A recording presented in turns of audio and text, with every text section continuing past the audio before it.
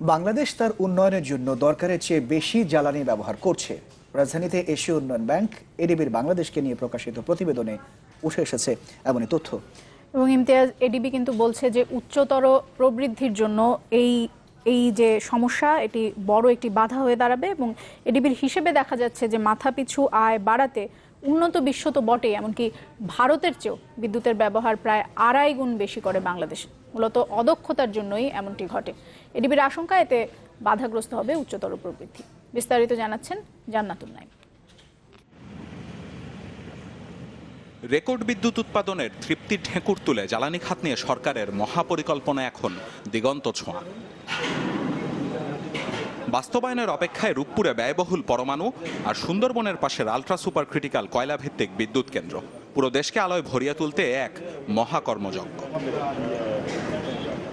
কিন্তু যে প্রবৃদ্ধি বাড়াতে এত শত আয়োজন, সেটাই যে হচ্ছে না প্রত্যাশা মাফিক।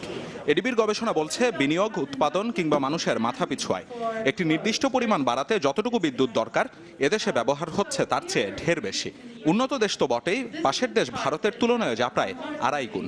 তাই সংস্থাটির সতর্ক বার্তা, এমন অদক্ষতা উচ্চতর প্রবৃদ্ধির স্বপ্নকে ঠেলে দিতে পারে বহু দূরের পথে।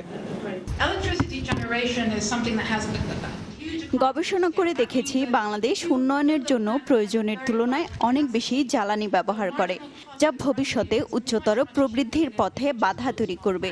বাংলাদেশে যে হারে বিদ্যুৎ ব্যবহার বেড়েছে সে তুলনায় বিনিয়োগ হয়নি। 8% প্রবৃদ্ধি অর্জনের পথে সমস্যা আরও আছে। এডিবির প্রতিবেদন বলছে, তৈরি পোশাক বাদে অন্যান্য রপ্তানিমুখী শিল্পের জন্য সরকারের নীতি বিমাতা সুলভ। তাই সম্ভাবনা থাকার পরও রপ্তানিতে বাড়ছে না বৈচিত্র্য।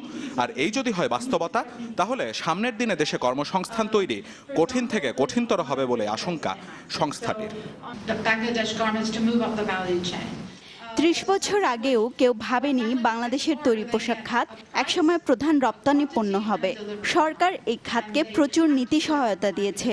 তবে এই সময় সম্ভাবনা থাকার পরেও মনোযোগের অভাবে অন্যান্য রপ্তানি খাত এগোতে পারেনি।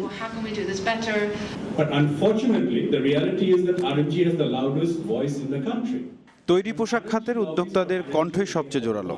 তবে সমস্যা হলো, এখন সরকারও নীতি সহায়তা দেওয়ার সময় একই রকম চিন্তা করে। কিন্তু অন্যান্য খাতের লোকজন কি দোষ করলো? আমরা কি তাহলে আমাদের ব্যবসা বন্ধ করে পোশাক কারখানা দেব?